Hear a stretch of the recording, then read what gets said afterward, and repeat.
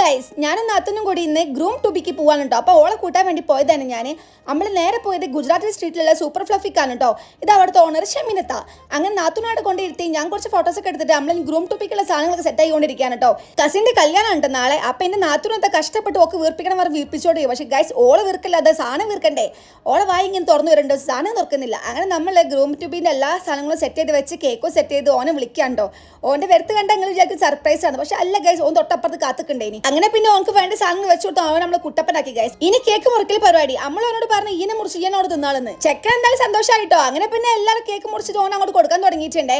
അതിനിടയ്ക്ക് എനിക്ക് ചിലപ്പോൾ ചെറുതായിട്ട് ഒന്ന് കൽപ്പിച്ച്, പക്ഷെ അതിന് തിരിച്ചടി അപ്പത്തിന് കൊടുത്തു. കർമ്മ, ഇൻസ്റ്റന്റ് കർമ്മ. അല്ല പിന്നെ എന്നോടാ കളി. അത് കഴിഞ്ഞിട്ട് നമ്മൾ ഇതാ അവിടെ ഫുള്ള് ക്ലീനാക്കി കൊടുത്തിട്ട് തൊട്ടപ്പുറത്ത് കങ്കാരി ഷോപ്പ് ഉണ്ട്. അവിടെ പോയിട്ട് ചായ കുടിച്ചിട്ടോ. ഓൻ്റെ വകയിനെ ചായ ഓസിക്ക് കിട്ടിയ ആസിഡും കുടിക്കുന്ന പറയുന്ന പോലെ നമ്മളെല്ലാവരും വേറഞ്ചം പുറന്ന് കുടിക്കാനും ഗൈസ്. അങ്ങനെ കുടിക്കലാൻ കഴിഞ്ഞിട്ട് പിന്നെ നമ്മളവിടെ പോകട്ടോ. അപ്പം അത്രക്കുള്ളൂ. ബൈ. അപ്പം നാളെ കല്യാണത്തിന് കാണാം.